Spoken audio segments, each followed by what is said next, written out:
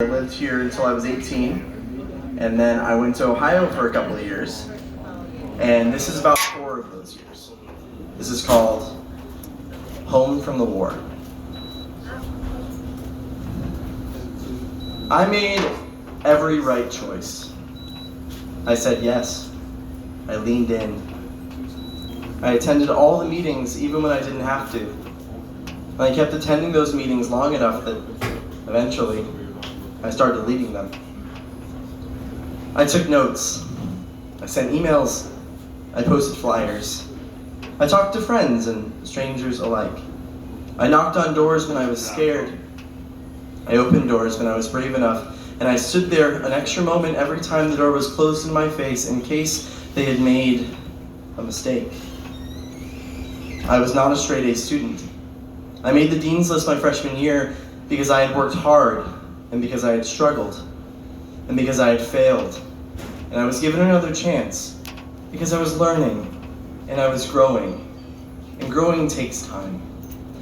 But growing also takes pain to remind you that it isn't over until it's over. And it's only over when you're good and ready. And I was good, but I was not ready. I was not ready to grow up any more than my friend who was assaulted by a classmate of theirs. Any more than my friend who lost her brother to suicide. Any more than my brother who started seeing things that weren't there. Things that he could not understand, or at least that's what they told him. And I was not ready to grow up, but I grew into the person I needed to be. And the person I grew out of, a desire to be the person I believed I needed to be. To win that medal. To stand on that stage.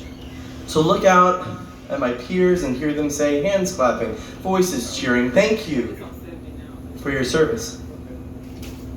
I'm not a veteran of a war, at least not one waged on foreign soil against a foreign enemy or a former friend. I'm a veteran of a war against my body and my mind, against my hopes and my fears, against my whole being and my desire to be seen not just for who I was, but who I would become. I served in this war for 8 straight tours, from August 2010 to May 2014. I watched some of my comrades fall in battle. Some I knew, others I had hardly met, but I had seen them. We had all seen them, but we didn't know. But we did know, and we couldn't do anything to stop it. But we could have done something. We all could have done something. But this war took no prisoners. Some of my friends left the service. Some of my friends were honorably discharged. Some of my friends died in the line of duty. Some of my friends studied what they loved. Some of my friends studied what they had to. Some of my friends studied what they had to in order to survive. I thought that what I studied was what I loved. But what I studied was what I needed in order to survive in a world that had lured me into thinking that I existed counter to the culture that created me, rather than the truth, which was that I existed in order to change the culture that created me, for the better, for the ones who needed it, for the children who needed me to be their teacher, their mentor, their friend, for the world that would exist one day, for the world that would be built from the ashes after the war. I studied gender, the dance your soul makes when it hears your favorite song. I studied sex, and I had it at least once. But having sex, I realized, was just the beginning. I studied history and theater and education. I wrote papers in English, Spanish, and a language known to very few, the rebus of dreams put to the page. What would I do with my degree? I said. I would go to the park. I would sit down on a bench, and I would enjoy the sunshine. What job would I take? I thought I would take the job that I needed, and I would take the job that needed me. What would I be? I knew I would be titanium. One day, the war would end. One day, the war did end. But before it did, the war took something from me. I had watched as the war took everything it could from people I loved. I had watched as the war took everything it could from people I never even knew.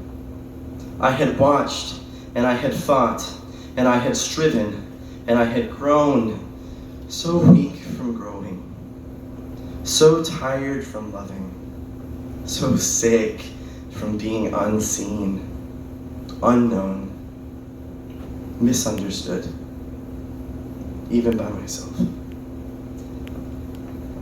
I was fading in. A soul that is cornered turns to either fire or ice, and I chose to be. I chose to speak up. I chose to fight harder. I chose to keep running wounded, to keep fighting bloodied, to keep shouting, fire, fire, fire. I kept going to all the meetings until I couldn't. I stopped taking notes because I couldn't.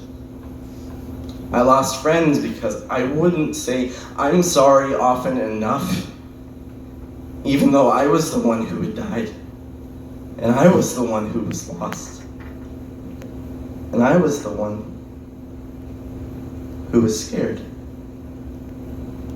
I earned my diploma, but I found myself falling asleep at odd intervals for too long of times. I had borrowed time from my future to erase the past that had hurt me, to forget the things I could not be forgiven for. And I almost got away with it. But sometimes, you get the ending you worked for. You get the ending you got hurt for. You get the ending you needed to see, so you could start over. So you could try again. So you could have a new beginning. I am a veteran, and I am a wounded warrior. And even in peacetime, I am a soldier still. I served in 8 straight tours on 4 different quads. Sometimes I still feel like I'm there. Sometimes I want to be. But I'm on my way back. I'm on my way back home.